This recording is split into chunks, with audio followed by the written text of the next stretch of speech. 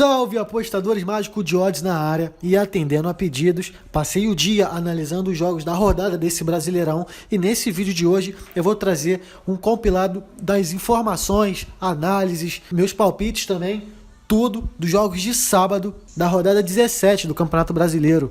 Então, se você gostou, já deixa seu like aí e logo após a vinheta a gente começa com as análises. Vem com o mágico!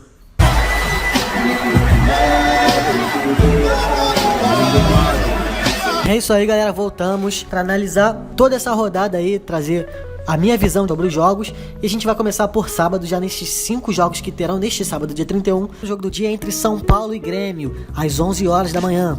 A derrota para o Vasco na rodada passada quebrou uma série de 9 jogos sem perder do tricolor paulista. A equipe acabou perdendo Raniel por expulsão.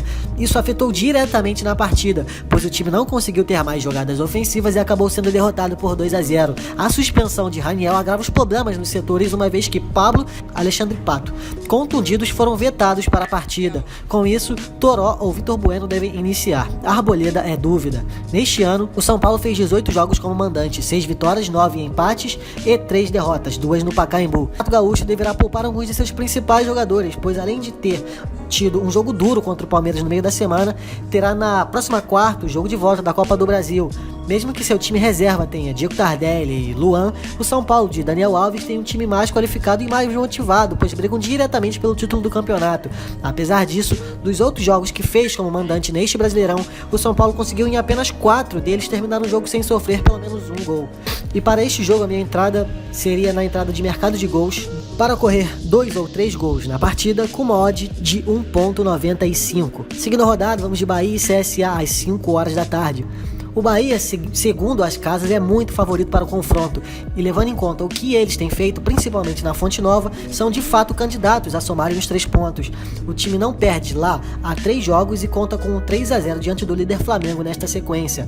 Para esta partida, Roger Machado terá o retorno dos laterais Moisés e Ezequiel, que cumpriram suspensão na vitória sobre o Atlético Mineiro. O CSA de Argel Fox conseguiu 2 grandes resultados nos últimos 2 jogos contra adversários diretos na briga contra o rebaixamento. Uma vitória contra o Fluminense e o empate contra o Cruzeiro. O time foi agredido nos 2 jogos, mas ainda assim conseguiu segurar os seus adversários. Além disso, conseguiram marcar. A proposta para essa partida deve ser a mesma, afinal os times de Argel são conhecidos por terem uma postura mais cautelosa. Eles marcaram apenas uma vez como visitante, justamente o gol que deu a vitória diante do Fluminense. Terão 2 baixas importantes, a do zagueiro Luciano Castan e do volante João Vitor, que estão suspensos. Sem dúvidas, o Bahia tem tido um bom desempenho nesse campeonato, tem conseguido se impor diante de seus adversários lá no Fonte Nova. E encarando o adversário que é o pior ataque do campeonato, nós iremos de Bahia para ganhar a 0 com modo de 1.83. Chapecoense e Santos às 7 horas. Com a pior defesa do Brasileirão, com 27 gols sofridos, a equipe da Chape segue na zona de rebaixamento e sem definir o substituto para o técnico Ney Franco, o segundo a ser demitido em 2019. Apesar disso, Emerson Cris, o auxiliar, tem conseguido somar pontos, exceto no jogo diante do Ceará, onde perdeu por 4-1. Dos 24 pontos disputados na Arena Condá, colheu 9, 2 vitórias, 3 empates e 3 derrotas, tendo assinalado um total de 8 gols e sofrido 9. As jogadas ofensivas da equipe passam muito pelos pés de Gustavo Campanharo, que tem feito bons jogos com a camisa da Chape. Após derrotas fora de casa para São Paulo e Cruzeiro, o empate no último jogo diante do Fortaleza foi no mínimo frustrante. Isso porque o Santos abriu 3-0 ainda no primeiro tempo, porém não conseguiram jogar com a vantagem e conseguiram ceder o empate ao Fortaleza, que foi eficaz em 3 grandes chances que tiveram no segundo tempo. O Peixe é o segundo melhor visitante desse campeonato. Dos 24 pontos que disputou, obteve 13, tendo assinalado 7 gols e sofrido 10.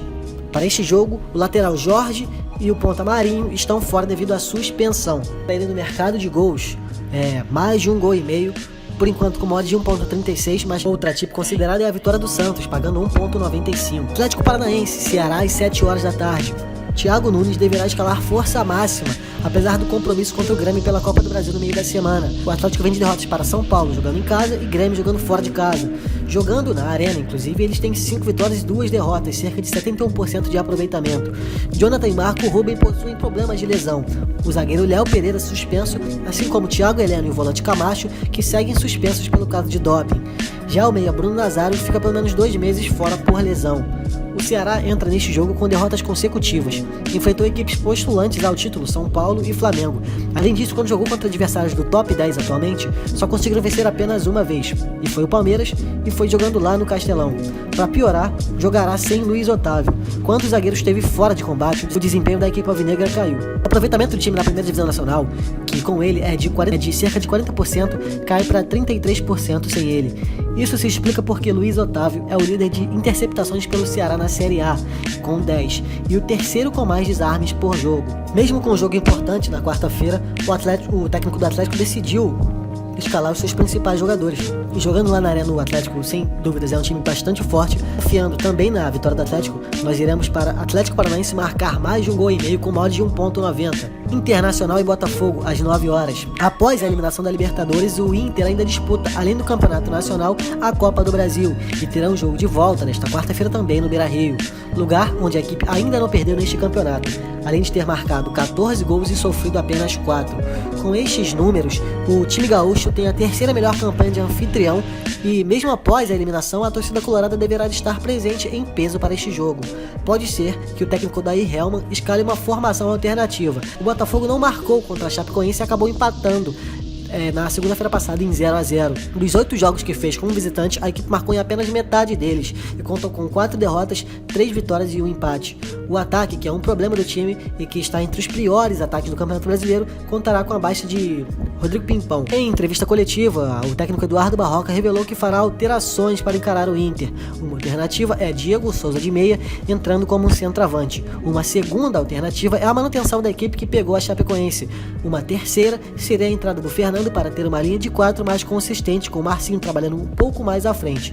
Para esta partida eu prevejo um jogo de poucos gols, mas ainda assim com um favoritismo do Internacional, mesmo com a equipe reserva. Eu esperaria o jogo ao vivo e veria a postura do time reserva do Inter para talvez entrar aí na vitória do Inter, ou então um over 1,5, ou então até mesmo um over 0,5, caso demore a ocorrer gol na partida. Tá aí a análise dos jogos de sábado do Campeonato Brasileiro, e se você gostou do vídeo, já deixa o seu like aí, já se inscreve no canal se você ainda não é inscrito e ativa o sininho para receber a notificação sempre que a gente postar um vídeo novo, beleza? Se você gostou da forma que a gente passa a nossa análise, as nossas dicas, deixe seu comentário aí com um elogio, com uma crítica, com uma sugestão. Vou gostar de saber o que você tem a dizer a respeito do nosso canal. Vou ficando por aqui, um abraço a todos e até a próxima.